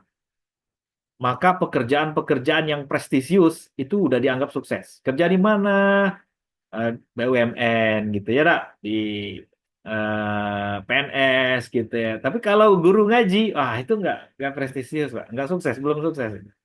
Nah, ini terjadi. Jadi apa yang terjadi di Korun dulu, itu sebenarnya masih ada, Pak, di kita. Dan memang itulah keajaiban Al-Quran, Pak. Dia tuh selalu sesuai dengan zaman di mana orang itu hidup gitu ya. Nah, lantas apa yang harus kita kita lakukan, Pak? Yang kita lakukan sesuai dengan Al-Quran tadi. Kita harus menganggap kesuksesan harta itu, baik dengan segala embel-embelnya, ya di mana dia kerja apa semacam, itu nggak bisa sepenuhnya kita anggap itu kesuksesan mutlak atau kesuksesan hakiki. Karena kesuksesan hakiki itu sebenarnya ada pada orang-orang yang beriman dan beramal soleh, serta mementingkan kehidupan akhirat. Nah, ini yang harus kita bangun, Pak, dalam cara pandang hidup kita. Jadi, walaupun ada goda-godaan gitu ya, biasanya orang tua tuh begitu, ngelihat anaknya belum dapat pekerjaan yang mentereng, ya belum sukses gitu ya. Kita orang tua nih, kalau ada bapak-bapak, ibu-ibu yang orang tua di sini, kita harus apa ya, harus adil dengan anak-anak kita melihat kesuksesan mereka. Pakailah kesuksesan itu dalam perspektif Al-Quran tadi. Sebagaimana Korun memflexing diri dengan harta sebagai orang sukses, dibantah langsung oleh Al-Quran. Kesuksesan itu bukan itu. Nah, itu yang pertama, Pak. Jadi, membangun visi kehidupan kita tentang kesuksesan itu bukanlah sebagaimana Korun sukses secara harta. Tapi, selain itu yang tadi saya sampaikan di awal. Nah, kemudian yang kedua, orang-orang yang melakukan flexing, tapi kebutuhan yang nggak terpenuhi dengan baik, nah itu nggak dibolehkan dalam agama kita, Pak. Karena dalam Islam tuh ada level kebutuhan, Pak. Uh, kalau dalam bahasa Arabnya namanya daruriyat, hajiyat, tahsiniyat. Itu kalau kita sederhanakan ke dalam pelajaran kita dulu namanya ada kebutuhan primer, kebutuhan sekunder, kebutuhan tersier. Nah, dalam Islam itu yang wajib kita penuhin dulu untuk kehidupan kita tuh bukan flexing, bukan sukses semu, tapi memenuhi kebutuhan primer dulu atau kebutuhan daruriat. Apa kebutuhan primer, Pak? Sandang, pangan, papan, pendidikan, kesehatan. 5. Ini harus dipenuhin dulu, Pak. Jadi nggak boleh menurut sebagian ulama, bahkan menurut Abu Dzar Al-Ghifari ini salah seorang sahabat Nabi, itu nggak boleh flexing dulu sebelum kebutuhannya terpenuhin, Pak. Bahkan menurut Abu Dzar Al-Ghifari, bukan hanya kebutuhan dia, kebutuhan tetangga-tetangganya. Kalau yang kebutuhan primernya ada tetangganya yang belum sekolah, contohnya, atau ada yang sakit nggak mampu beli obat, maka menurut Abu Dzar Al-Ghifari, hukumnya haram orang itu untuk flexing ke level selanjutnya, yaitu level tersier. Contohnya, pergi liburan ke luar negeri, atau membeli mobil yang ketiga, yang jenis terbaru, gitu, Pak. Nah, hal-hal seperti itu sebagian ulama melarang. Ya, sebagian ulama melarang. Jadi rentetan pemenuhan harta dalam Islam itu ada tangganya. Tangga primer, tadi sudah saya sampaikan, sandang, pangan, papan, kesehatan, pendidikan. Selanjutnya pindah ke tangga sekunder, yaitu kebutuhan hajiat. Sekarang itu kebutuhan hajiat adalah alat komunikasi dan alat transportasi. Jadi punya motor atau punya mobil atau punya handphone, punya komputer, ya alat-alat yang terkait dengan pekerjaan kita. Nah, alat-alat ini kebutuhan tersier, kebutuhan sekunder atau kebutuhan hajiat. Nah, ini yang harus kita penuhin dulu. Baru nanti sampai ke yang ketiga, yaitu kebutuhan tersier, yang sifatnya hiburan, tidak penting banget, gitu ya, Bapak Ibu, atau eh, tahsiniat dalam bahasa Arabnya, ya kebutuhan tersier. Nah, maka kita tidak bisa atau tidak boleh melakukan flexing pada saat kebutuhan primer dan sekunder kita belum terpenuhi, kebutuhan primer dan sekunder keluarga kita belum terpenuhi, kebutuhan primer dan sekunder tetangga-tetangga kita belum terpenuhi. Maka nggak boleh flexing, sebagaimana yang dilakukan Korun dan juga sebagaimana fenomena di masyarakat kita saat ini. Itu ya, mungkin jawabannya Mbak Tika. Ya, Bapak, terima kasih banyak. Semoga tadi Kak Aulia mendengarkan ya. Setelah ini tadi ada pertanyaan. Bapak mungkin mau minum dulu, Pak, atau gimana? Oh, boleh. Terima kasih. Oke. Dari Pak Akri Siswanto, silakan ingin bertanya. Mungkin bisa on mic, Pak. Cik. Oke. Cik, bismillah. Assalamualaikum warahmatullahi wabarakatuh. Waalaikumsalam warahmatullahi wabarakatuh. Alhamdulillah, terima kasih Kak Moderator, Kak Tika. Dan selamat malam, assalamualaikum Pak Deki. Salam warahmatullahi Izin bertanya, Pak. Ada satu kasus, Pak, bahasa kalau sering kita dengar itu investasi ya, Pak. Anggaplah saya pelaksana modal nanti. Nah, ada satu orang yang memodali saya. Misalkan ada orang memodali saya, kemudian saya sebagai pelaksana, kemudian kita sudah sepakat nominal bagi hasil yang sudah disepakati. Kemudian seiring berjalan waktu, itu prosesnya aman-aman aja kita. Tapi suatu ketika ada perubahan keinginan dari si pemberi modal tersebut. Ya, karena memang dia pemberi modal cukup besar gitu kan. Dan terkait pembahasnya keuntungannya. Jadi bagi hasil si pengelolanya ini tuh lebih kecil nantinya. Kemudian si pemberi modal tuh lebih besar. Jauh dari kesepakatan di awal. Nah, itu masuk kategori zolim kan memang. Nah, bagaimana cara menyikapi hal tersebut, Pak? Dari sini. Terima kasih. Assalamualaikum warahmatullahi wabarakatuh. Salam warahmatullahi wabarakatuh. Baik, langsung dijawab Mbak Tika ya. Iya, Bapak, silakan. Ya, oke. Baik Pak Akris, pertama itu namanya akad mudharobah ya, akad mudharobah. Jadi satu ada yang punya modal, satu yang sebagai pengelola. Pemilik modal ini namanya sohibul mal, sedangkan pengelola namanya mudorib. Mudorib. Jadi antara mudorib dan sohibul mal melakukan akad namanya mudharobah. Oke. Nah, mudharobah ini Bapak Ibu itu kalau dalam kasus Pak Akris tadi, dia pertama dalam ketentuan Islam tidak ada ketentuan pasti berapa persentase bagi hasil. Ya. Jadi dalam Islam tuh nggak dibatasin, Pak. Mau 50-50, mau 60-40, mau 10-90, mau 80-20, silahkan. Baik 80 untuk sohibul mal atau 80 untuk mudorib, nggak ada masalah. Nah, berarti Islam memberikan keleluasaan dalam penentuan persentase bagi hasil. Satu itu. Yang kedua, apa yang membuat itu disahkan secara Islam? Yang membuat disahkannya itu kerjasama dengan Islam adalah kesepakatan antara yang punya dana atau sohibul mal dengan pengelola, yaitu mudorib. Kalau Pak Akris sepakat, saya untungnya 10% sebagai pengelola, sedangkan pemilik modal adalah 90%, sepakat, maka sah itu transaksinya. Walaupun sepintas lo banyak sekali ya, 90% saya cuma 10. Catatannya Pak Kris sepakat. Nah, kesepakatan tadi, Bapak Ibu semua, tadi sudah kita singgung di awal, kesepakatan tadi itu tercipta antara minkum, tercipta karena rela atau ikhlas antar kedua belah pihak. Kalau ada yang terpaksa atau dipaksa oleh salah satu pihak, maka batil, Pak. Artinya batal, tidak terpenuhi ketentuan syariatnya untuk bertransaksi. Itu yang pertama. Jadi Pak Akris harus memastikan ada kerelaan dua belah pihak dan persentasenya ditentukan berdasarkan kesepakatan saja. Mau seperti apa, berapa lama, kemudian kapan dibayar, apakah dibayar secara periode atau nanti dibayar per akhir tahun saja, itu nggak ada aturannya dalam Islam. Selama tidak melanggar, maka si orang yang berbuat kesepakatan di akad itu terserah menentukannya. Itu satu, Pak ya. Kemudian kalau case-nya setelah ditentukan di awal tadi, oh kita sepakat nih 50-50, terus di tengah jalan ada perubahan. Nah, perubahan ini kembali ke sistem awalnya.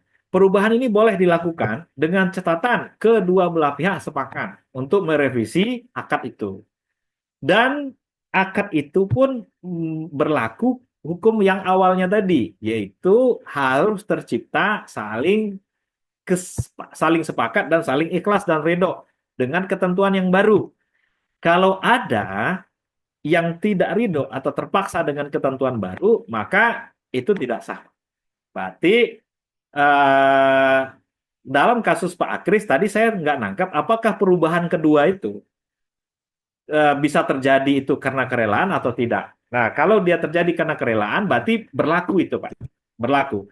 Dan kata Rasul, kalau sudah sepakat dua orang, maka kewajiban kita selanjutnya apa? Mematuhi poin-poin yang kita sepakatin itu. Jadi kewajiban kita muncul, Pak, setelah sepakat. Jadi Bapak Ibu kalau mau membuat kerjasama, sebelum benar-benar sepakat, jangan gampang-gampang saja. Amanlah itu, kan banyak yang begitu, Pak. Amanlah itu, nantilah gitu ya.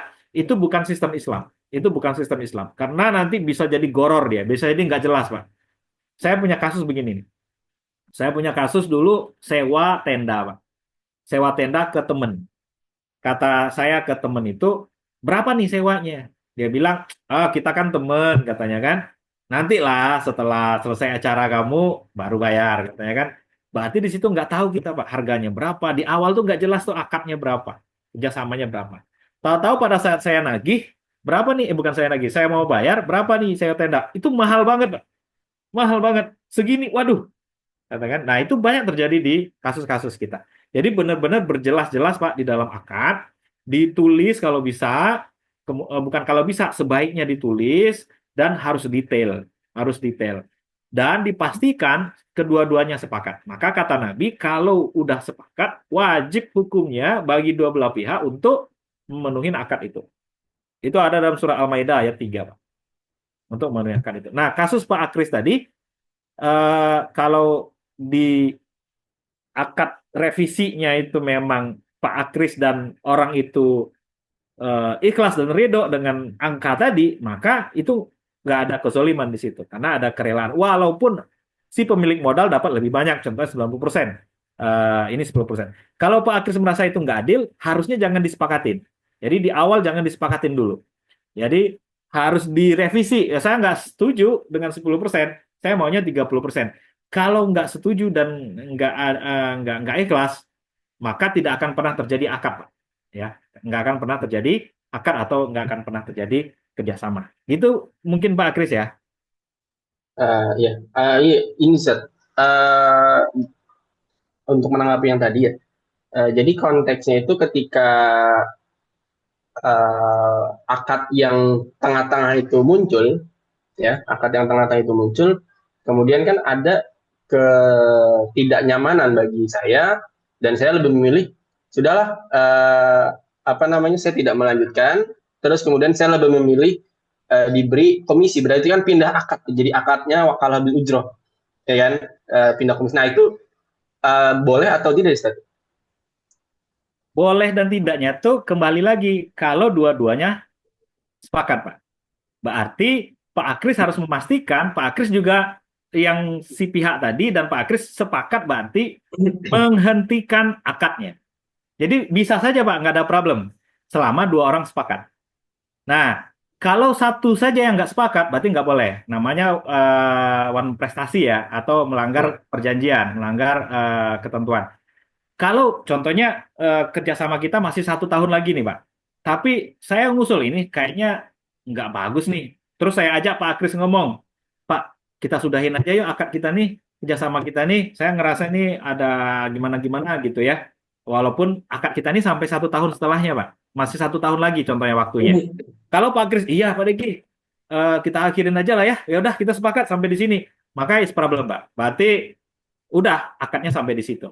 Nah, mau direvisi akad juga nggak ada masalah. Selama kata kuncinya tadi Pak, selama dua-duanya itu setuju atau sepakat Pak. Nah, ada juga yang nggak sepakat, ya, ada juga nggak sepakat Pak. Akhirnya jadi problem bisnis, ya kan? Yang satu nggak mau, yang satu mau. Maka Islam punya untuk konteks di Indonesia, Pak, Islam punya solusinya. Maka dibawalah ke Badan Arbitrase Syariah Indonesia. Jadi diselesaikan oleh pihak ketiga, Pak. Nah, pihak ketiga nanti yang menyelesaikan. Pihak ketiga ini bisa berbentuk lembaga, lembaga arbitrase, bisa terbentuk, bisa jadi orang yang kita percaya oleh dua belah pihak. Jadi saya dengan Pak Akris mempercayai Pak Joko contohnya. Maka kita minta Pak Joko untuk memberikan penengah di antara persoalan yang kita nggak sepakat untuk mengakhiri ini. Nah, itu gimana nanti solusinya? Nah, itu bisa, Pak. Jadi solusinya bisa begitu, karena nggak semuanya nanti akan sepakat kan kalau dihentikan kerjasamanya. Pasti mungkin ada salah satu yang merasa rugi. Nah, jalurnya seperti itu. Kita minta pihak ketiga kalau nggak bisa diselesaikan. Kalau pihak ketiga secara individual nggak bisa, maka hukum di Indonesia membuat semacam badan namanya badan arbitrase, Pak. Yang arbitrase ini ada yang syariah sudah sekarang. Jadi sengketa-sengketa syariah, muamalah itu biasanya di bank-bank syariah itu bisa diselesaikan di Badan Arbitrase Syariah Indonesia. Kalau nggak selesai juga di situ, Pak, baru naik lagi dia nanti ke pengadilan agama. Jadi benar-benar diselesaikan secara hukum di pengadilan agama. Siapa yang bersalah, siapa harus membayar apa gitu, Pak. Nah, pengadilan agama inilah nanti ketok palunya. Siapa dan bagaimana seharusnya kerjasama ini diselesaikan. Gitu, Pak. Kalau tidak ada kesepakatan. Jadi tidak ada kesepakatan tuh nanti bisa berjenjang sampai ke atas penyelesaiannya. Tapi kalau sepakat-sepakat aja, it's no problem, Pak. Mau diakhirin, sepakat diakhirin berdua, ya sudah gitu ya. Berarti kita sepakat, ya lanjut gitu. Itu mungkin Pak Kris ya. Oke, terima kasih banyak Pak Deki. Terima kasih juga Mas Akri sudah bertanya. Selanjutnya ada yang ingin bertanya dari Kak Aulia dulu ya. Silakan Kak Aulia bisa on mic. Ya, tes, apakah kedengaran? Sudah jelas? Terima kasih banyak. Nah, jadi menanggapi pertanyaan yang pertama tadi, mungkin sedikit tambahan pertanyaan. Jadi, bagaimana kita menyadarkan orang yang melakukan flexing dengan nasihat, sedangkan secara nasihat saja itu sulit dinasihati, kan kayak seperti beralasan kita iri kah atau apakah itu. Nah, jadi kan kalau dibiarkan ini menjadi masalah tersendiri, takutnya di masa depan tuh em, dapat menyebabkan pelaku mencari harta dengan cara yang haram. Jadi solusi dari hal ini menurut Ustadz. Jazakallahu khairan. Baik, terima kasih Pak Aulia Rahman. Jadi bagaimana menyadarkan orang yang flexing gitu Pak ya. Ini sulit Pak, sulit. Apalagi kalau harta itu sudah mendarah daging dalam hatinya gitu ya. Karena harta itu punya sifat dasar itu kita sangat mencintainya, Pak. Nggak ada orang di dunia ini yang nggak senang dengan harta, Pak. Ya, itu sifat dasarnya harta. Nah, yang kedua, kita harus belajar dari Al-Quran. Nah, Al-Quran itu metodenya itu diingatkan. Yang pertama diingatkan memang, Pak. Itu yang dilakukan oleh Nabi dulu dengan Sa'labah, juga Korun tadi. Jadi Al-Quran mengingatkan kalau harta itu sebenarnya bukan, kan Korun itu ngerasa hasil flexing dia, kenapa dia bisa flexing, itu karena hasil jerih payahnya sendiri, gitu ya. Bahasa sederhananya tuh karena kepintaran gue gitu. Makanya gue bisa seperti ini. Nah, maka Al-Quran mengingatkan dan juga Rasulullah juga mengingatkan dulu dengan Sa'labah kalau itu tuh bukan harta kamu. Harta itu yang punya adalah Allah. Apapun itu punyaannya Allah. Kita ini hanya dititipkan. Maka proses mengingatkan itu juga harus kita lakukan, Pak. Yang diingat, yang ada dalam Al-Quran dan yang dilakukan oleh Rasulullah, itu juga harus kita ingatkan kepada saudara-saudara kita. Bahwasanya jangan flexing, nah, ya, karena yakinlah harta kita itu bukan punya kita. Nah, cuman kalau artis-artis yang flexing, kita kan nggak bisa ngingetin ya, Pak. Ya nggak bisa ngasih tahu. Setidaknya yang bisa kita jangkau dengan kemampuan kita. Mulai dari keluarga kita mungkin ya. Kalau bapak atau ibu punya istri, mulailah istri atau suaminya. Kalau istrinya seneng ngepost hal-hal yang agak berbau-bau flexing di sosmednya, diingetin. Jangan. Ya, kalau mau ngepost sewajarnya saja. Jangan ngepost yang membuat orang iri atau seperti apa. Jadi konsepnya jangan tidak boleh berlebihan. Karena ada juga nanti flexing itu eh, memperlihatkan nikmat kepada orang lain gitu, Pak ya. Ada juga yang begitu. Nah, cuman batasnya nanti adalah berlebihan nggak boleh. Jadi sebenarnya nikmat yang Allah titipkan kepada kita itu juga perlu dilihatkan ke orang lain, tapi sebatas wajar. Nah, kalau flexing itu udah di atasnya, Pak. Di atas wajar. Jadi udah berlebihan istilahnya. Nah, kita yang harus mengingatkan, mulai dari orang yang bisa kita ingatkan. Kalau punya keluarga, punya istri, punya anak, punya suami, kita mulai dari situ dulu. Atau orang tua. Itu nggak gampang memang, Pak. Ini masuk nanti kepada fikih dakwah ya. Kalau fikih dakwah itu eh, memang untuk memberikan kebenaran kepada orang itu ada step-stepnya. Dari mana dulu, kemudian apa dulu yang harus kita lakukan, dan lain-lain, dan lain-lain. Nah, yang kedua, setelah kita ingatkan, Bapak Ibu, jadi eh, kita harus membangun sebenarnya, kan gini, Pak. Orang itu bisa baik kalau sistemnya baik, ya. Jadi walaupun orangnya biasa-biasa saja, saya contohkan gini, Pak. Dulu ada yang bilang gini, kalau kita ke Singapura, Pak, ya ke Singapura, orang yang kalau tinggalnya di Indonesia itu biasa buang sampah sembarangan, kemudian dia pergi ke Singapura, Pak, itu dia takut, Pak, buang sampah sembarangan, gitu. Karena di sana jadi persoalan. Nah, sebaliknya juga, kalau orang Singapura yang udah terbiasa buang sampah di tempatnya, terus dia pergi ke Indonesia satunya, maka orang yang terbiasa pun membuang sampah di tempatnya karena sistemnya udah bagus, itu di Indonesia karena sistemnya nggak bagus, iya ujung-ujungnya dia buang sampah sembarangan juga gitu. Ah, sudahlah, semua orang juga begitu di sini gitu ya. Nah, jadi kita berharap sebenarnya kalau dalam konteks dakwah, Pak ya, itu lingkungan sangat mempengaruhi. Jadi ada sistem yang membangun lingkungan supaya nilai-nilai kebaikan itu muncul. Nah, itulah kenapa salah satu nabi itu harus hijrah, Pak, dari Mekah ke Madinah. Karena lingkungan Mekah itu udah nggak kondusif lagi, Pak. Dia harus pergi ke Madinah karena di situ kondusif. Artinya apa? Kita harus sebagaimana Cina, ya. Cina itu yang difleksingkan itu disiplin, Pak. Disiplin. Jadi orang-orang Cina tuh pekerja keras, disiplin. Itu flexingnya. Sistemnya memflexing itu. Gitu ya. Sehingga orang melihat mereka, melihat fenomenanya ya fenomena kerja keras, fenomena disiplin, fenomena ulet gitu ya. Nah, kalau kita pergi ke Indonesia, contohnya yang dilihat cuma orang flexing semua, gitu ya. Karena memang kita tidak ada regulasi atau aturan atau sistem, baik sistem itu formal maupun sistem informal, adat istiadat gitu ya, norma-norma etika-etika yang itu terlembaga dengan baik, yang efektif ya mengcounter flexing. Nah, sehingga memang semua orang tuh kalau mau flexing malu Pak gitu ya. Nah, culture itu yang nggak ada di kita. Culture kita ini flexing itu sesuatu hal yang dibutuhkan saat ini gitu ya, karena ada kepuasan ego di situ bahwasanya kita ini orang sukses gitu ya. Nah, itu mungkin yang harus menurut saya Pak ya, yang harus kita lakukan. Pertama memang harus tetap kita beritahu. Yang kedua, kita berharap ada semacam sistem informal maupun formal yang membuat orang kalau mau flexing itu malu sebenarnya gitu ya, malu sebenarnya. Dan itu belum ada Pak, itu memang belum ada. Kita berharap sistem itu lebih efektif. Mungkin itu ya Pak Aulia Rahman yang bisa saya saya sampaikan.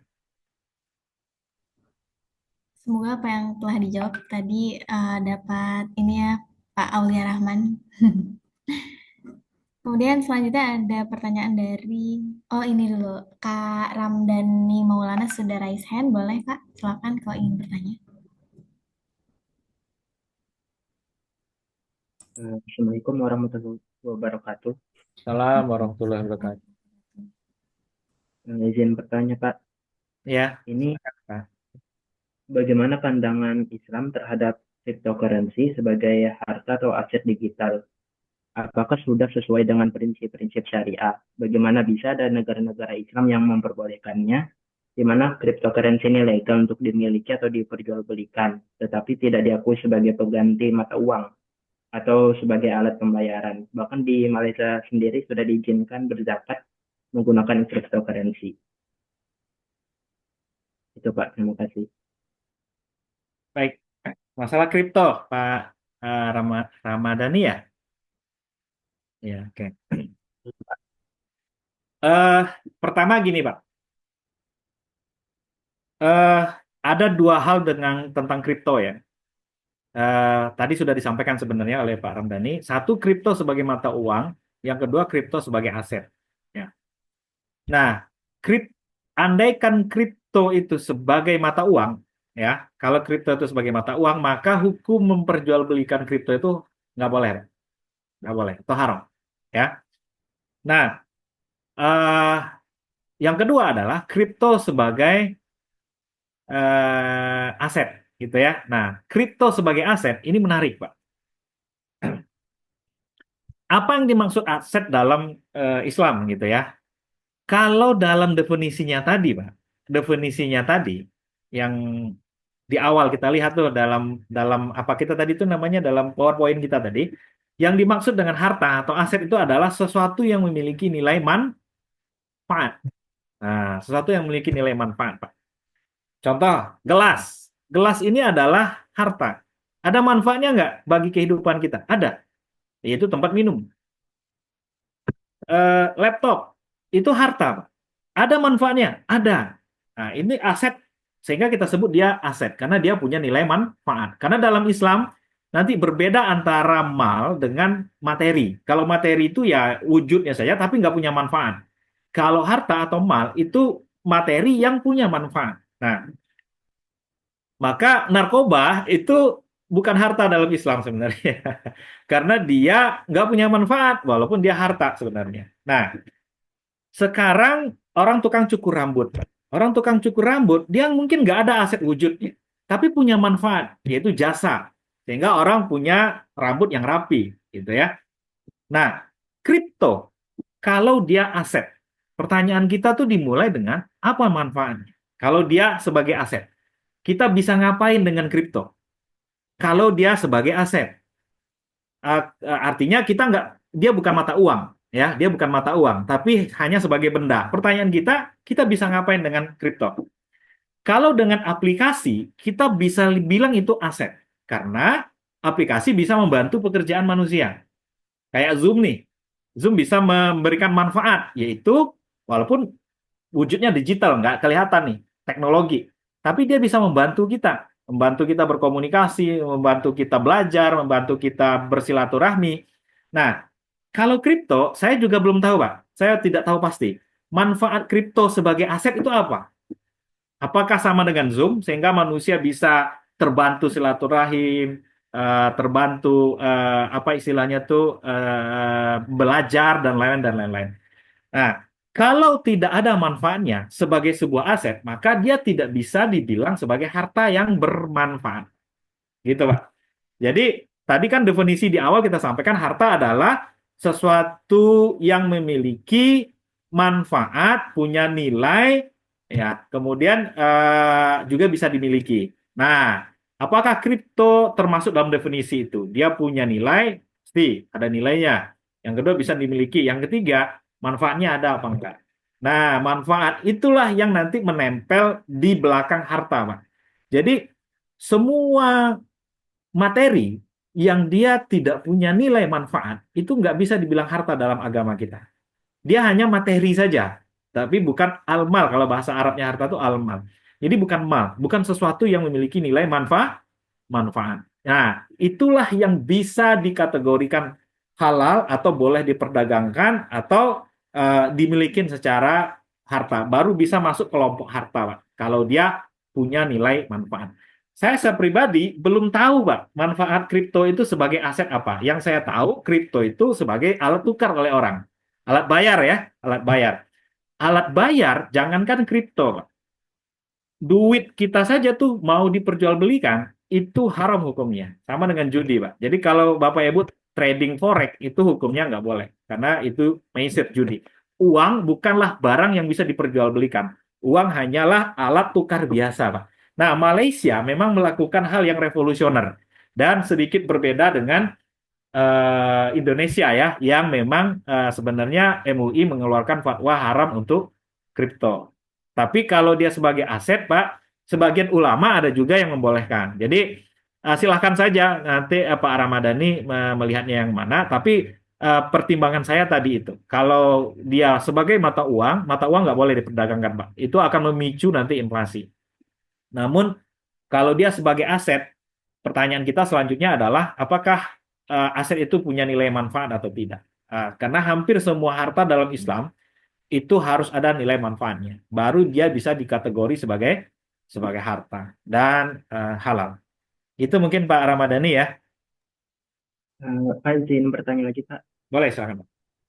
Kalau misalnya dari pandangan saya itu cryptocurrency sebagai aset investasi gitu nah manfaatnya untuk mengembangkan uang kita. Itu kayak apa Pak? Oh iya. Ya, artinya untuk mencari untung gitu Pak ya. Iya. Yang saya maksud adalah manfaat bukan untuk mencari untung, Pak, tapi manfaat yang terkait langsung dengan membantu dalam hidup kita.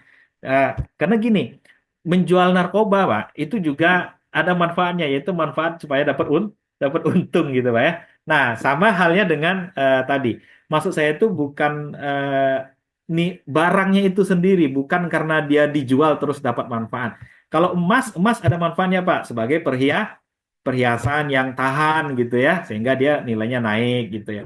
Sama juga berlian jadi perhiasan. Nah, kalau kripto itu bisa juga jadi perhiasan, mungkin ada manfaatnya, yaitu sebagai perhiasan gitu, Pak. Cuman kan wujudnya itu kan digital gitu ya. Kemudian digitalnya tidak seperti Zoom. Zoom kita bisa bersilaturahim, bisa apa istilahnya nih, bisa belajar dan lain-lain. Jadi memang tetap ada manfaat. Nah, kalau hanya sekedar materi kita keep gitu ya, terus kita tunggu nanti harganya naik, terus kita jual. Nah, itu bukan manfaat yang karena ulahnya sendiri, karena badannya sendiri, atau karena barang itu sendiri. Tapi karena lebih kepada mekanisme pasar. Jadi kalau pasar lagi banyak yang minta kripto, harganya naik gitu ya. Kalau pasar nggak minta, ya harganya turun atau harganya statis. Nah, maksud saya itu adalah manfaat dari barang yang muncul oleh dirinya sendiri, bukan karena trading gitu ya, bukan karena trading. Karena kalau kita keep kripto itu kita baru bisa dapat untung kalau ada aktivitas trading. Kalau nggak ada trading ya nggak dapat untung. Itu mungkin maksudnya Pak Ramadhani ya. Baik Pak, terima kasih Pak ya. Sama-sama Pak. Mudah-mudahan membantu Pak. Eh, Pak Diki masih bisa lanjut? Mungkin satu pertanyaan lagi. Boleh, boleh. Silakan Mbak Tika. Oke, saya bacakan dari chat. Oh ini, dari Kak Muhammad Nazar. Semisal untuk pendapatan yang diperoleh dari komisi afiliat sosial media seperti TikTok ditinjau dari hukum Islam, berarti hukumnya halal atau haram? Itu Pak. Oh, ya. Sebagai afiliator, Pak ya. Mm-mm. Ya, affiliate itu sama dengan bisnis konvensional, Pak. Namanya agen ya, sebagai agen gitu teh, agen penjual. Jadi agen penjual itu berhak, Pak, dapat komisi. Ya, berhak mendapat komisi dan itu halal, Pak, sebagai affiliate marketing. Cuman pastikan, Pak, barangnya tadi ya, barangnya halal, kemudian cara memperolehnya barang itu tidak pakai transaksi ribawi atau lain-lain, dan tidak ada unsur-unsur zolim atau paksaan dalam transaksi bisnisnya. Kalau tiga ini bebas, Pak, maka Bapak sebagai afiliatornya untuk memarketingkan produk itu dan dapat komisi dari affiliate marketing itu, maka ini boleh-boleh saja, Pak, nggak ada masalah. Itu bentuknya nanti komisi ya, komisi dari yang punya barang itu oke-oke saja itu, Pak, nggak ada masalah. Tapi pastikan tadi yang tiga tadi, Pak, produknya halal dari sisi zatnya, yang kedua proses transaksi bisnisnya jauh dari hal-hal yang dilarang oleh Islam, terbebas dari judi, bebas dari riba, kemudian bebas dari penipuan, dan yang ketiga pastikan tidak ada unsur-unsur paksaan di dalam bisnis tersebut. Sehingga kalau tiga ini bebas, Bapak bisa menjadi affiliate marketingnya ya di sana.